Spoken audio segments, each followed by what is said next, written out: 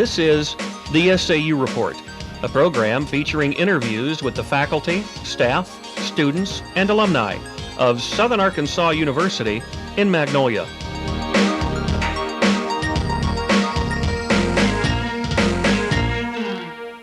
Hello, and welcome to this edition of the SAU Report. I'm Shelley Glover. And I'm Hillidge. Today we have a Student Issues Forum discussing items of interest among the students at Southern Arkansas University. With us today are Welch and Aletta Marx. Gabby, as a high school student searching for a college home, what qualities about SAU did you find most appealing? Well, Shelley, what I found most appealing with SAU was being from a small town, and whenever I came to SAU and looked around the campus, it was a small campus, and I noticed the classrooms were, pretty small. So I felt that it would give me more one-on-one, attention with the teachers. So you felt more comfortable at a smaller college than you would at a larger college? Mm-hmm. Okay, have you found that those things that you desired in university have changed since you've been here? Not really. I mean, I feel that SAU, everything that was approached to me, I've seen it, and I'm happy with it. Aletta, if you could give advice to prospective students looking at colleges, what would you tell them? Definitely to look at smaller campuses than large ones. I mean, I came down to college 5 hours from where I lived. I lived so much closer to U of A, but that school was so big, I've been told by many people that you were just a number there. And here, the teachers know you by name. Mm-hmm. I mean, it is just so much better, and you get a better education if you feel like you're wanted. Right, I felt that too. Just when I came on this campus, everywhere I turned around, they were like, "Hello, I'm so and so. How are you?" And they shook my hand, and that did make me more comfortable as a student. That was probably one of the reasons I did come here. Yeah, this was my only college that I visited, and I knew right away when I visited here that I was coming here, and not only that I'm from a small town, but I did feel like I fit in here, and I felt more comfortable. And the teachers and the students that I met that day made me feel real comfortable. And it's not so much a campus that you have to get involved with sororities or fraternities, that don't make you who you are. Everybody looks at you as one person, not because you're in something. Exactly. Well, Aletta, SAU has recently leased the Ryder Rink for 3 years. Do you think that that's going to have an impact on the student population here coming into SAU? I don't think it'll have that much to do with the student population, but the students that are already here will benefit from it greatly, because this is Magnolia, there's nothing to do. There's the little cameo movie theater, and that's it. This gives them an alternative. One thing that they could look for in the future, once they get this going really well, I think would be to open the bowling alley again, but they need to focus on this first, and I think it's really great that they've opened it. Well, Gabby, I know you're from Magnolia, and do you think that the Ryder Rink will benefit the Magnolia area as far as families coming to the Ryder Rink? I don't so much think it'll benefit the Magnolia area, because sometimes families, come to the Ryder Rink with their children, and it's not always open to, the Magnolia family, because sometimes they have events with SAU, so they come out of their way to go to the Ryder Rink, and sometimes it's closed. So I don't feel that it'll benefit the Magnolia area. Aletta, do you think that the money that would be coming in from the community that would go into the Ryder Rink, do you think that will offset the actual cost of leasing the building? It will help, but I don't think it'll offset it because of the hours it is open, and the majority of the money that will probably be coming in wouldn't be from the Magnolia community. It'd be from the SAU students I've been told there's concession stands that you have to pay to get food. And I'm sorry, if you're over there skating, you're going to get hungry and thirsty. And there's probably going to be a lot more money spent on concession than people from Magnolia going there to skate. Gabby, due to the increased enrollment numbers at SAU, one of the major recent concerns of students with automobiles here on campus has been the lack of parking. What has been your experience with parking here on campus? I believe the parking experience is very difficult, and I think whenever you first enroll at SAU, maybe they should, maybe you can buy a parking spot that you can have for either a whole semester or a whole year, and maybe I know you couldn't just necessarily just buy that parking parking spot, because then you would have problems with other students parking in it. So maybe if they could put up some gates, and then you have a little card that you slide through that gate and it opens up, and it only has the amount of about 20 vehicles that could fit in there, but then your car to only open up that gate, so you won't have to worry about no parking spots because you have the card to get into it, and you'll be guaranteed a parking spot every time. That's a good idea, kind of like a gated parking area. Do you think that would work? How would SAU arrange that? Would freshman students have their own parking spaces, and then those maybe perhaps living in Bussey Hall or in Talbot and Talley? Do you think that would probably be the best bet, that those students living in those dorms? I think the students living in the dorms should have a different parking range than the students that live off campus. That might be a good idea, actually. Well, another problem, Aletta, that I've noticed is that whenever high schools have their science fairs here and their social studies fairs here held on campus, there's a very bad problem with parking. Do you think that people that get parking tickets for parking in places they shouldn't, should they have to pay for those tickets? No, I don't think they should. In fact, last semester I was a ticket writer for the SAU campus, and there were certain days that they would post that when things like that were going on, that you were not allowed to even write tickets for people who illegally parked in handicap spots because there is absolutely no parking on this campus. And so usually they're pretty good, but sometimes they just don't see the ticket writers, don't see the signs, and usually they'll let the people out of the ticket. And they're really nice about that. Well, isn't there a court that you can go appeal? I believe so. Okay. Yeah, Student Government Association. Okay. One of the things I've also noticed is that the buses that come in, for instance, with school, high school type fairs, social studies fair, science fair, ag fair, things like that, when they come in, the buses have to take up 3 or 4 parking spaces. They park horizontal, right. and it takes up like 7 to 8 parking spaces. So, I mean, what are us students to do about that situation? I mean, we can't find any parking places. Gabby, what do you think we could do to further eliminate that parking problem on campus? I believe we have a lot of, land that you could build another parking area. I mean, we have like over there by Harrod Hall, behind that, where they have all the trees, the pine trees right there. I believe they could, push that out of the way and make some more parking spaces for that, because it's, it's got the landscape there, but it's nothing but pine trees. I mean, it's nothing, nothing planted to make it pretty, or, Right. It's just there. So I believe it's just taking up room, and that we could use that for more parking spaces. I think in this case, the need of the students would probably have to take precedence over the aesthetic beauty of the campus. Yes. Utilize our space with what we have. Yeah. Aletta, the crosswalk between the main campus and the agribusiness building has long been a dangerous area for students to cross during class hours. What do you think should be done to ensure the safety of students who have to cross that area during class hours? Well, and I think they should probably do like they do in elementary schools and high schools, with having a certain time that the speed limit is lowered and then certain time that it's not. Because, I mean, there's always going to be, even if people from around here do know about what time the classes get out, there's always going to be classes that get out early. Right. And pedestrians are supposed to have the right of way, but I'm sorry, I'm still scared to take my foot out there. We're supposed to have the right of way, but not everybody goes by it.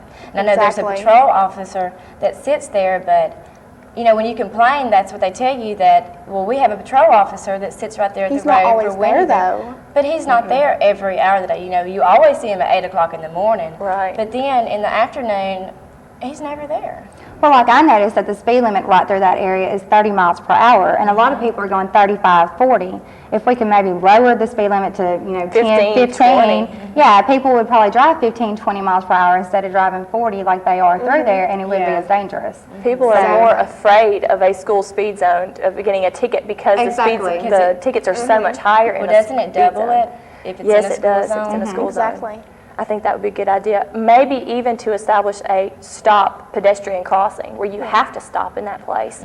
Because people come speeding around that corner and they don't see you until, you may be wearing all black that day, and they might not see you unless you're wearing some loud shirt or something, and then they'll screech on their brakes. And I've almost been hit twice coming across the street because, I'll leave in plenty of time and I'll see the car coming and I'll get over as quickly as possible, but they'll still approach very, very fast.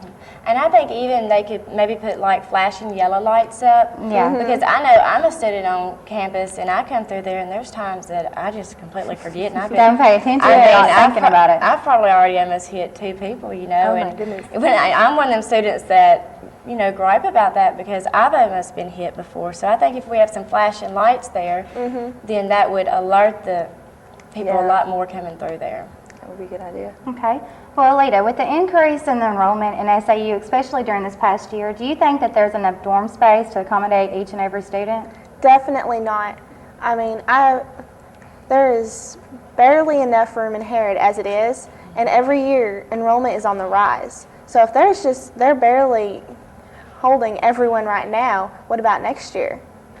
And I believe they need a lot more dorm room space. Well, I live off campus, but I heard that some RAs this year were even having to share rooms and that there was 3 people to some rooms. I mean, do you think that's fair to the students? I don't think it's fair to the students because, I mean, I just have one roommate, but I have a friend that's basically always in my room, and so just some of her stuff is in there, and just like maybe like a handful of items, and that still makes it a lot more cluttered. I could not And even the rooms imagine aren't that big. I could not even imagine having 3 people living in one of those tiny rooms. And even the rooms in Bussey Hall, as big as they are in comparison to some of the other dorm rooms on campus, I have 5 or 6 people in my room at a time during the day, and even that is a small space. It's not what you're used to at home, for certain. And sometimes it does pose a problem with you feel cramped and you feel like you have to get out eventually. I think that bigger spaces. I think it would help out on, you know, I know me and my roommate, whenever we lived our first semester in Harrod Hall, we was probably the only couple that never fought. And all throughout the, you know, dorm space, you know, people were arranging, having to get new roommates, you know, because I think it's so small, you know, it's hard to get along with somebody in such a small space because you get aggravated because if you want to brush your teeth in the morning, you know, at the sink, well, she's there, you know, so, I mean, just all this controversy between each other that if it was bigger, I believe that it would solve a lot of them problems. Gabby, as far as physical appearance goes on the campus, what do you think about the upkeep of the campus grounds?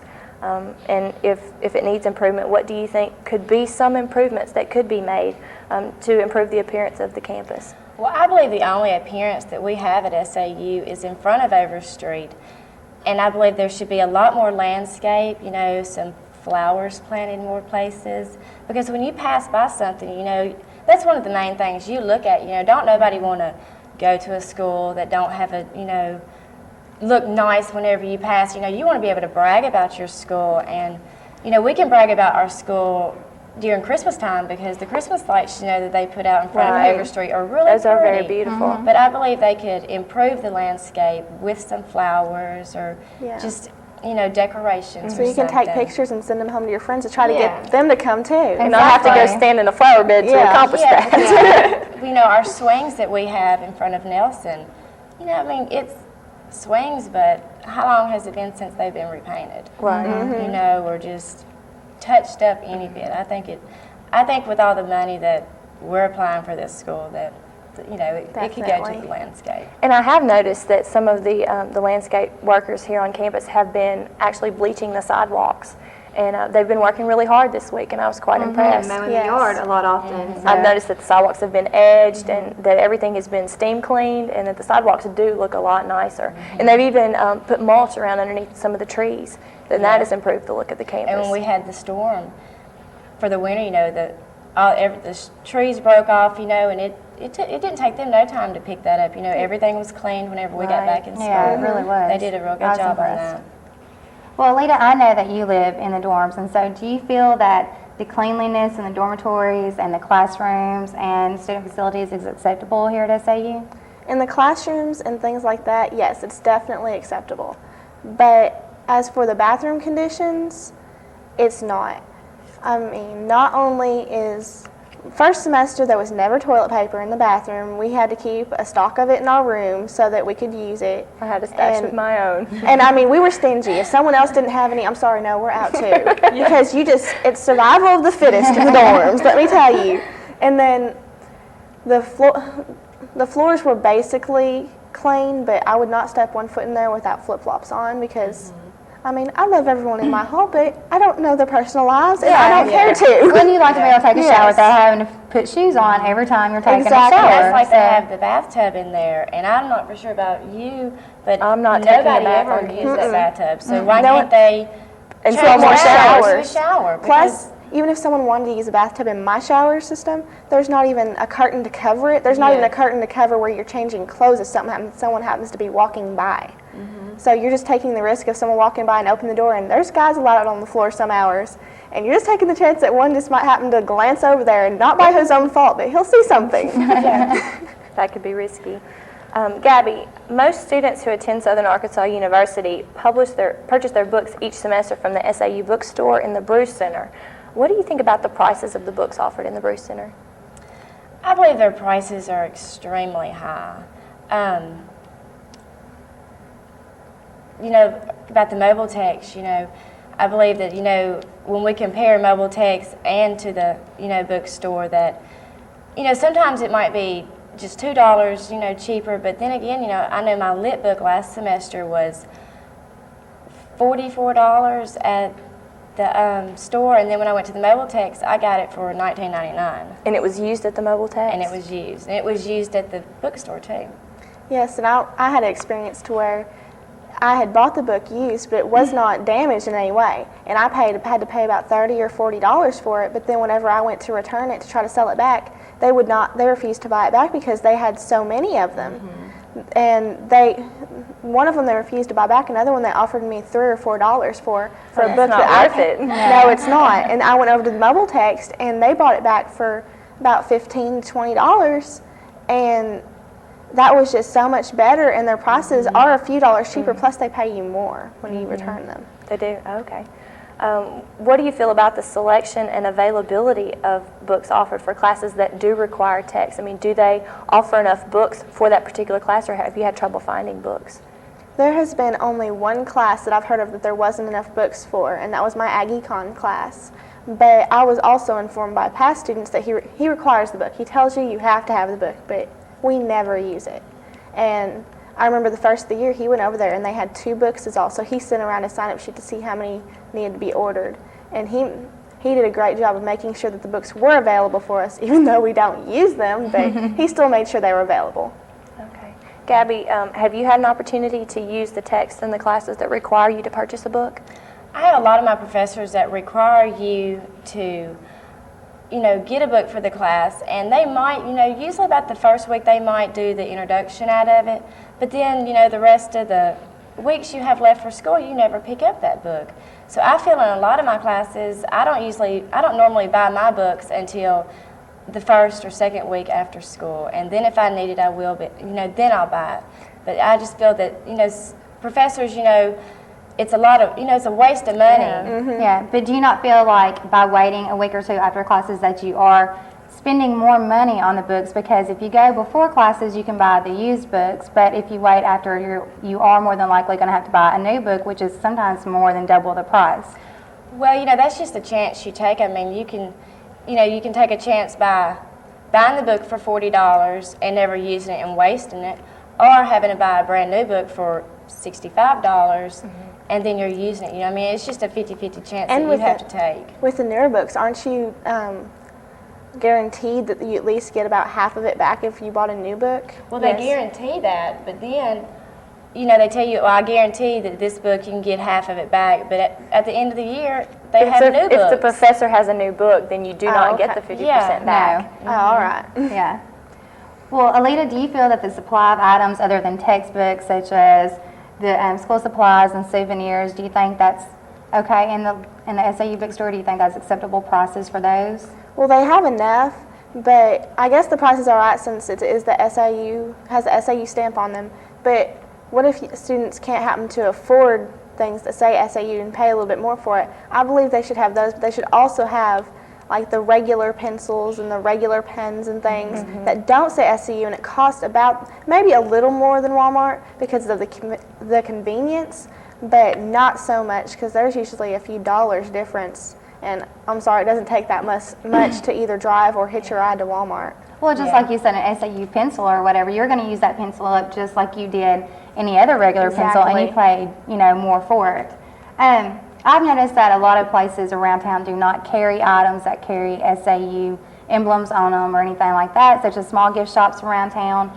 Do you feel that it would be good for the town to carry items such as that? Definitely. Most definitely. Because if someone happens to be driving through Magnolia for anything, and they're like, oh, there's a university here, let's stop and get a t-shirt or a keychain with it on there, the only place they can get it is the bookstore. And they're not going to want to come on campus and try to find the bookstore. When they do, they're going to have to walk because of the parking space that we already Because discussed. there's only, what, like 30 parking spots or 25 to 30 parking spots by the Really bookstore. close to the bookstore. You know, so when we have our families come in and watch the football games and stuff like that, you know, then, you know, you have to park so far and walk all the way to get that. And if everybody wanted something in there, the bookstore's so little, you know, so it's just... Plus the hours are so inconvenient. Whenever Very. the football games are going on, even a few hours before, they're usually closed. Yes, they close at 4 o'clock on weekdays. I found that to be quite an inconvenience when I need to go pick up a blue book, or that they'll open, I think they open at 7 a.m. during the weekdays, and so I'm having to run to get to class, Get get up a blue earlier book. instead of going whenever you can get out of class Yeah. where it's more convenient. Exactly. Well, Gabby, SAU is currently applying for a capital grant to build the Donald W. Reynolds Campus and Community Service Center, and it's going to be double the size of what the Bruce Center is now. What kind of things would you like to see in that new center if it is built? Well, if they build that center, you know, I think a lot of activities, as in, you know, pool tables, ping pong tables, and are they going to put, like, as in the restaurants in there? I think that may be a possibility. Yeah. Some different franchises Some might local put their restaurants businesses around here. If they do put restaurants, they should have a system to where students that have the on-campus dining should be able to use it up there, because if I'm in a hurry to get to class, like I happen to oversleep one day, everybody oversleeps, and I still need to grab something so that I'm not sitting there thinking about how hungry I am in class. Exactly. I mean, you can go up there and just scan your card, grab something little, and run, instead of having to go all the way down the cafeteria where you're not even allowed to take food out of the cafeteria.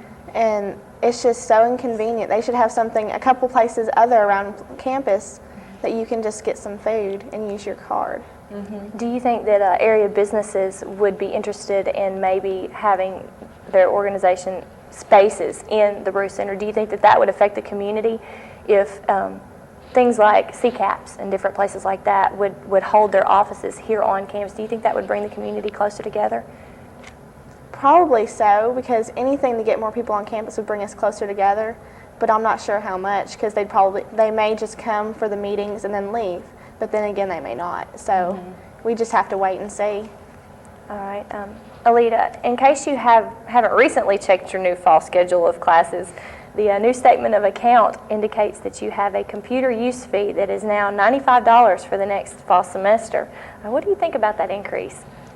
That is a very dramatic increase. It was $70 last Yes, semester. I could see $50 maybe, but $95 is way too much, especially I live on campus and I don't even have a computer in my room, and I could count on one hand the number of times I've used the computer lab. A lot of classes don't require you to use a Yes. computer, so you don't really have to go down there. I believe what they should do with that is whenever you enroll in SAU and you get your schedule, if you live on campus and if you need access to the computer lab, then they should give you like a little card with the ID number on it and your picture face, and you have to, you know, buy that card for $95 instead. Specifically for the Yeah, computer lab. it should be optional, because even when I lived on campus, I never went to the computer lab, just because, you know, you have the students that spend their money to pay for a computer in their house that they use, and it's more convenient for them. So why should we have to pay $95 for something that we don't even use? Plus, for me, it's much more convenient just to go to one of my friends' rooms and use their computer.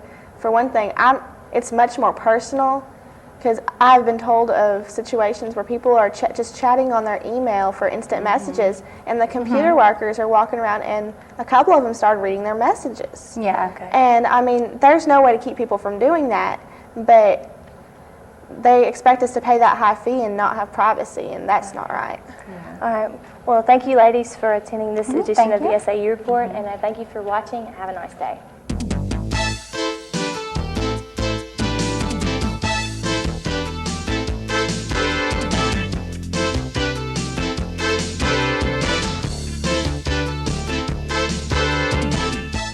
The The SAU Report is a production of broadcast journalism students in the Department of Theater and Mass Communication at Southern Arkansas University in Magnolia.